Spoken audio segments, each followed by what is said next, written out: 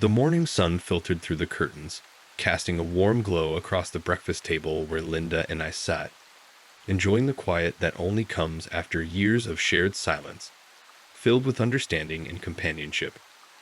Our conversation flowed effortlessly, touching on plans for the weekend, the kids' latest endeavors, and reminiscing about our early days together. It was a perfect, peaceful morning until it wasn't.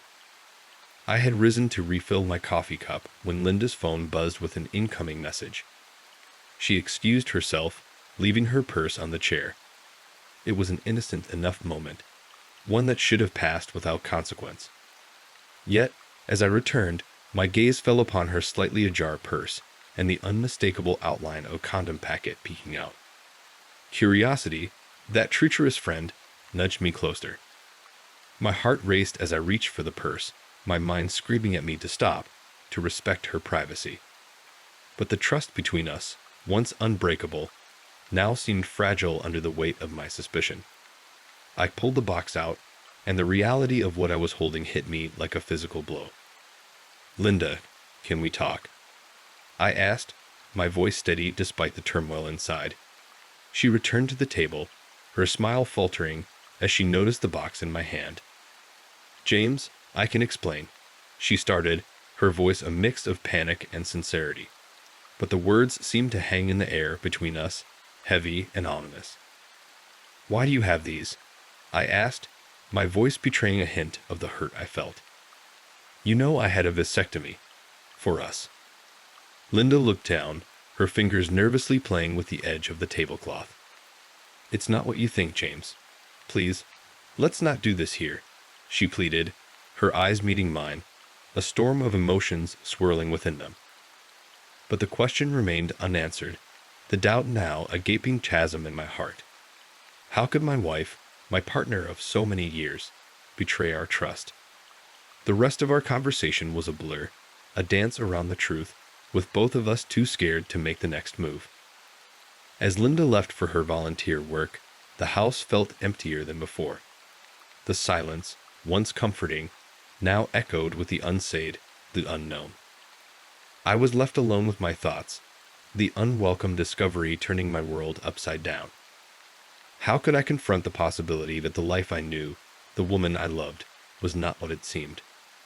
The days following the discovery were a masterclass in emotional turmoil. My mind oscillated between denial and acceptance, a pendulum powered by the engine of betrayal. Linda seemed oblivious to the storm she had unwittingly unleashed within me, or perhaps she was too caught up in her own whirlwind of guilt and deception. Our home, once a sanctuary of love and laughter, now felt like a stage for a play where the actors no longer knew their lines. I sought solace in routine, hoping to drown the seeds of doubt with the mundane. Yet, they refused to be quenched, sprouting roots that threatened to crack the foundation of our marriage. My once unshakable trust in Linda was now a fragile thing, trembling with each beat of my heart. One evening, as we sat watching our favorite TV show, the silence between us grew too loud to ignore. I turned to her, the question that had been burning a hole in my soul finally finding its voice. "Linda, is there something you're not telling me?" My voice was softer than I intended, a whisper against the storm. She paused, her body stiffening as if bracing against an unseen blow. "What do you mean, James?" Her attempt at innocence was betrayed by the tremor in her voice. "The condoms, Linda. They've been on my mind. It doesn't make sense. Why would you have them?" I pressed, needing to hear her say it, whatever it was. Linda turned away, her gaze fixed on the flickering screen, a lifeline to normalcy. I bought them by mistake. I was distracted at the store, thinking of the fundraiser. I didn't realize until I got home. Her explanation hung in the air, fragile and unconvincing. I wanted to believe her, to take her words as the balm to soothe the ache of doubt. But the seed had already taken root, fed by the inconsistencies in her avoidance. A mistake. I echoed, the skepticism evident in my tone. "Linda, we've been married for over 2 decades. I know when something's off. Please, If there's something you need to tell me, now's the time. Her response was a sigh, a surrender to the weight of the unspoken. James, I love you. There's no one else. Can't we just forget this happened? Her plea was a mix of desperation and fear, emotions I had never associated with the woman I thought I knew. The conversation ended there, but the seeds of doubt continued to grow, watered by her half-truths and my imagination. Sleep eluded me that night as I lay next to her, wondering if the distance between us was merely physical or if our hearts had begun to drift apart too. The following days were a blur of internal conflict and silent observations. I watched Linda with a hawk's eye, parsing her every action, every word, for clues. It felt like betraying her in return, this snooping and suspicion, but the seed of doubt had taken root too deeply to ignore. I decided I needed answers, not just for my peace of mind, but for the sake of our marriage. If there was a chance to salvage our relationship, I had to know the truth first. One afternoon, while Linda was out at her book club, I took the first step in what felt like an investigation into my own life. I started with her phone, a device she had recently started guarding with a vigilance that was out of character. She had changed her passcode, but a lucky guess based on our anniversary date gave me access. What I found was a mix of the mundane and the suspicious. A text from an unknown number stood out. Can't wait to see you this weekend. Jay. My heart sank. The initial could be anyone, but the intimacy of the message was undeniable. I felt like a detective piecing together evidence of a crime against his own heart. Later that evening, I confronted Linda, armed with my findings but devoid of any real strategy. Who's Jay? I asked, trying to keep my voice neutral, but the anger and hurt made it tremble. Linda froze, her expression a mask of confusion that quickly turned to realization. James, it's not what you think, she began, her voice steady, but her eyes betraying a hint of panic. Then explain it to me, Linda. Make me understand, because right now, all I see are lies, I countered, my patience wearing thin. She sighed, a long, weary sound that seemed to carry the weight of her secrets. It's Julia, from the book club. We've been planning a surprise party for your birthday. I didn't want you to find out. The simplicity of her explanation took me aback. Julia? I echoed, the name not fitting the narrative I had constructed in my mind. Yes, Julia. I can show you the emails, the plans. Please, James, you have to believe me, Linda pleaded, her eyes searching mine for signs of belief. The tension between us dissipated slightly, replaced by a confusing mix of relief and lingering suspicion. I want to believe you, Linda. It's just been hard, feeling like there's this distance between us, I admitted, my voice softer now. I know, and I'm sorry. I should have been more open with you. Let's not let this come between us, she said, reaching for my hand. The investigation had led me to a crossroads, with one path leading towards trust and understanding, and the other towards further doubt and suspicion. As I looked into Linda's eyes, I realized that the choice was mine to make. Could I let go of the seeds of doubt and trust in the love that had bound us together for so many years, or would I let the shadows of suspicion cloud our future? The answer, I knew, would define the fate of our marriage. In the wake of our conversation, a fragile peace settled over the household. Yet, the undercurrents of my doubts and her secrets continued to erode the bedrock of trust upon which our marriage was built. It was clear that mere assurances wouldn't suffice to bridge the chasm that had opened between us. I needed incontrovertible proof of her fidelity or the lack thereof. Thus, I devised a plan, one that would either salvage the remnants of our relationship or scatter them to the winds. The plan was simple yet fraught with the potential for heartbreak. I decided to follow her on the weekend. She was supposedly meeting Julia for the final preparations of my surprise party. If her words were true, my fears would be allayed. If not, I would confront her with the undeniable evidence of her betrayal. The very thought of spying on Linda felt like a betrayal in itself, a sentiment I wrestled with as the day approached. On the fateful morning, Linda prepared to leave, her demeanor a blend of excitement and nervousness. "I'll be back by evening." "Don't wait up for me," she said, a hint of urgency in her voice. "Take your time. I might catch up on some work anyway," I replied, trying to sound nonchalant while my heart raced with anticipation and dread. After she left, I gave her a head start before I began my own journey. The drive was a blur, my mind consumed by the myriad possibilities of what I might discover. As I neared the cafe where Linda was supposed to meet Julia, the gravity of the situation settled in. I was about to cross a line from which there could be no return. Parking a block away, I made my way to the cafe on foot, my heart in my throat. Peering through the window, I scanned the interior for Linda's familiar figure. It took a moment, but I found her, seated at a corner table. However, she wasn't alone. A man sat across from her, his back to the window, an unknown variable in the equation of my marriage. I felt a cold hand grip my heart, the seeds of doubt sprouting into towering oaks of suspicion.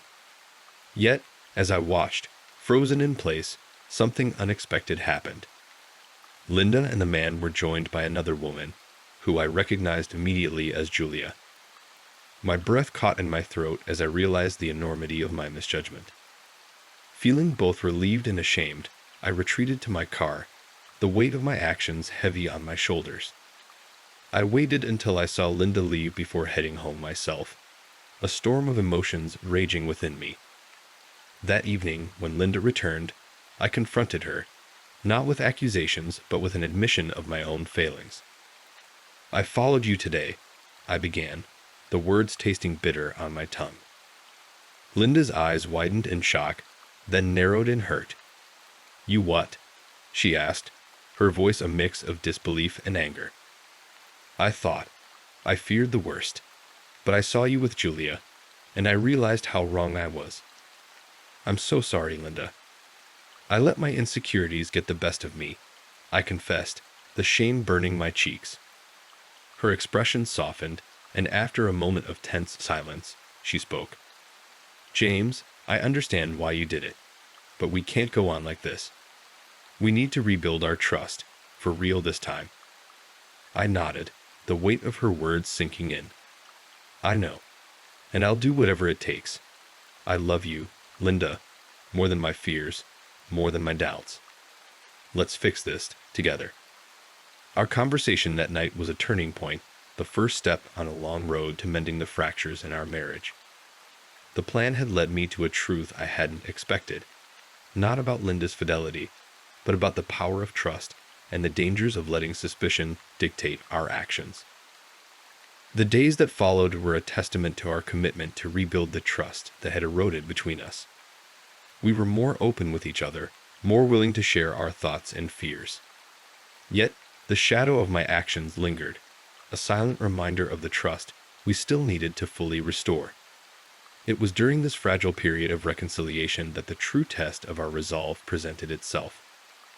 One evening, as we were enjoying a quiet dinner at home, the doorbell rang.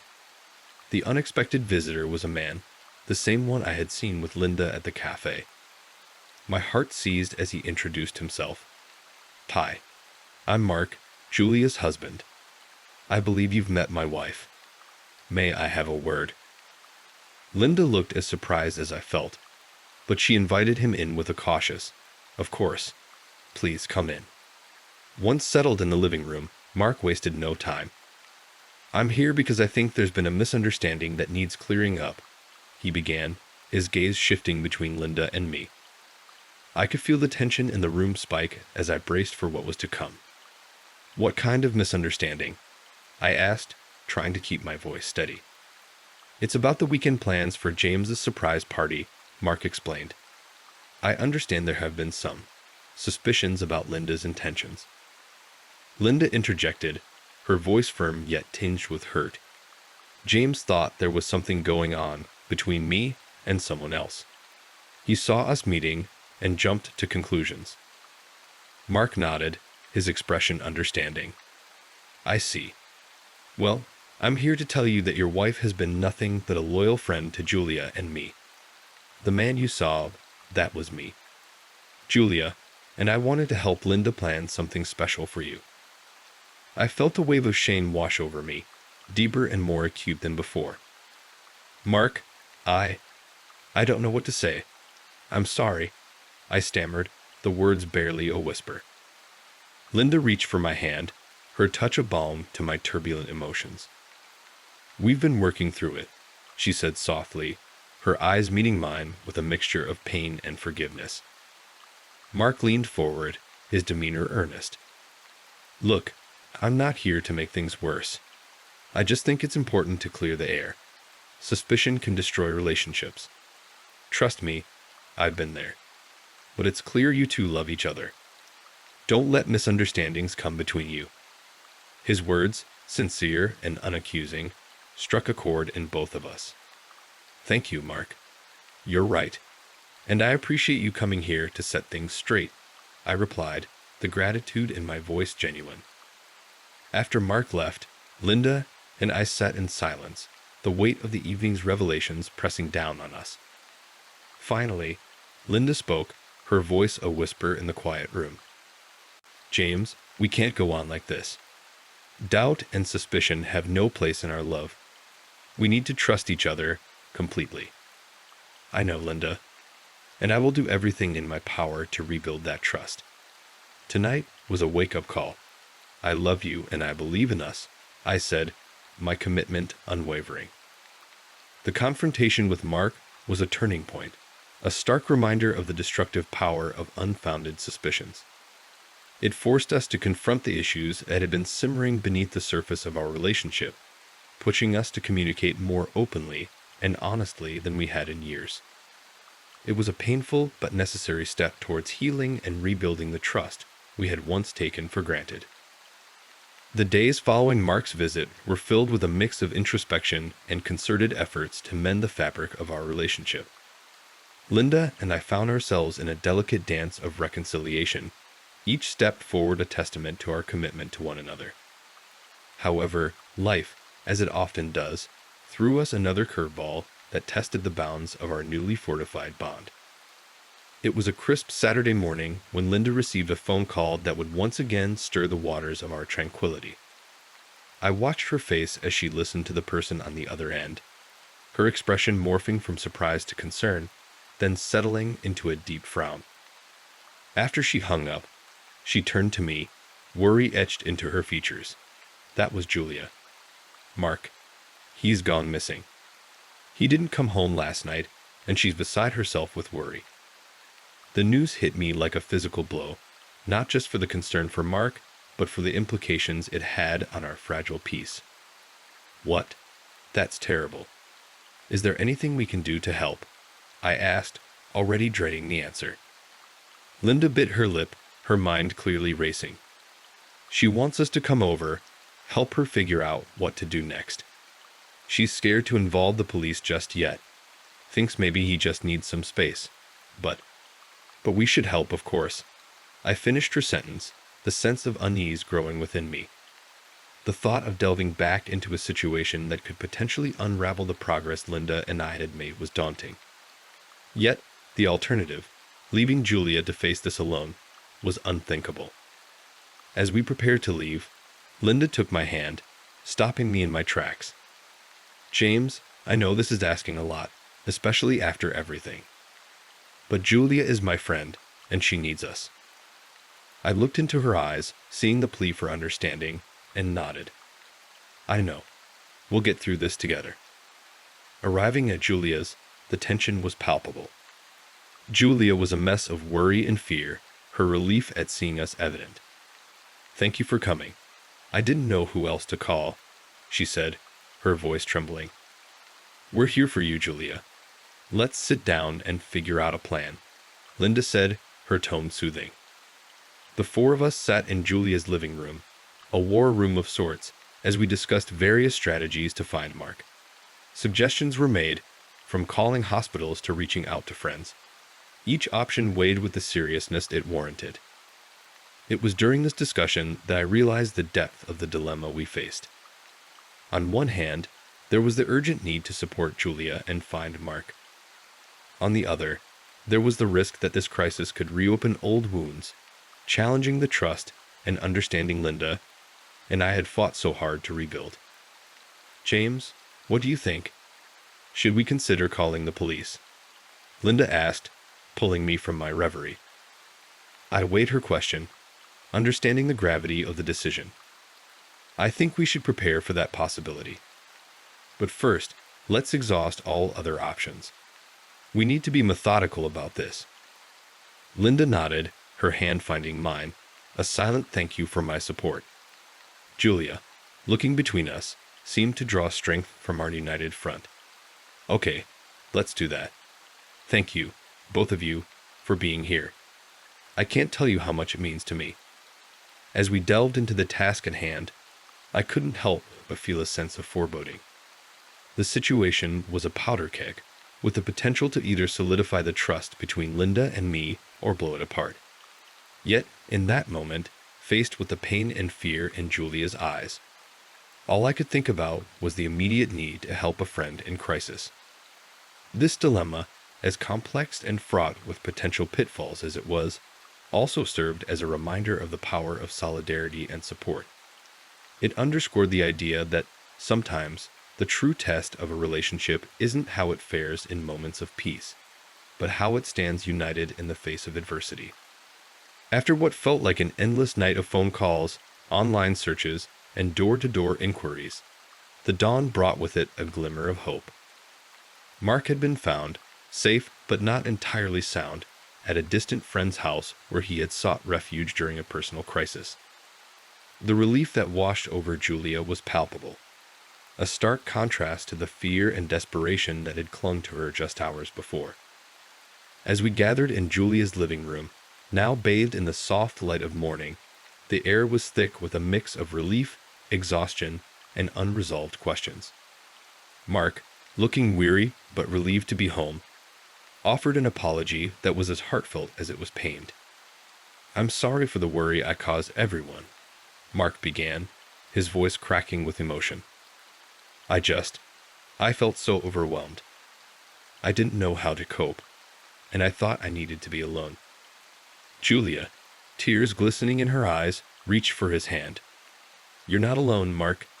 You have friends, family, me. We can get through anything together." It was a poignant moment, one that underscored the fragility of the human spirit and the strength found in togetherness. Linda squeezed my hand, a silent acknowledgement of the parallel between their situation and our own. As the conversation shifted towards plans for Mark's recovery and the support he would need, Linda pulled me aside, her expression thoughtful. "James, seeing Julia and Mark like this, it makes me realize how precious what we have is, how easily it can be lost if we're not careful." I nodded, the truth of her words resonating deep within me. "I know, Linda. These past days have been a reminder of that. I've been thinking, maybe we should consider counseling, to help us navigate through our issues, to ensure we don't find ourselves in a crisis of our own making." Linda looked surprised, but then her expression softened, and she smiled. "I was thinking the same thing. I love you, James, and I want us to have every tool at our disposal to make our relationship stronger." We shared a look of mutual understanding and love, a moment of connection that felt all the more profound for the trials we'd had recently faced. Returning to Julia and Mark, we shared our decision, and the conversation that followed was one of hope and determination. Plans were made, not just for Mark's recovery, but for all of us to support each other in our individual and collective journeys towards healing. As we left Julia's house, the world outside seemed brighter, the burden of the previous night lifted. Linda and I walked hand in hand, our steps light, our hearts full. "James," Linda said, breaking the comfortable silence between us, "whatever comes our way, I believe we can face it together, just like Julia and Mark." I stopped and turned to her, pulling her into my arms. "Together," I affirmed, and in that moment, I knew that no matter what challenges we might face in the future, our love and commitment to each other would see us through. The resolution of Mark's disappearance was more than just a happy ending to a harrowing ordeal. It was a catalyst for change, a turning point that prompted Linda and me to take proactive steps towards strengthening our bond. It was a reminder that love, when nurtured and protected, has the power to overcome even the most daunting of obstacles. As we walked back into our home, the future seemed less daunting, filled instead with possibilities and the promise of a love renewed.